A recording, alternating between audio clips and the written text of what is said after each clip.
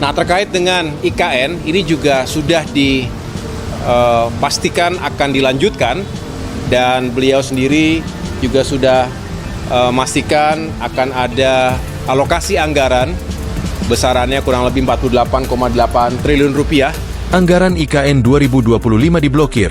Menteri PU, progresnya buat beli makan siang Pak Menteri. Anggaran untuk pembangunan Ibu Kota Nusantara, IKN, pada 2025 terhambat. Menteri Pekerjaan Umum, Dodi Hanggodo, mengungkapkan anggaran tersebut masih diblokir. Akibatnya, tidak ada progres pembangunan pada tahun ini. Saya bilang, anggaran itu kan diblokir semua. Progres gimana sih? Anggarannya nggak ada.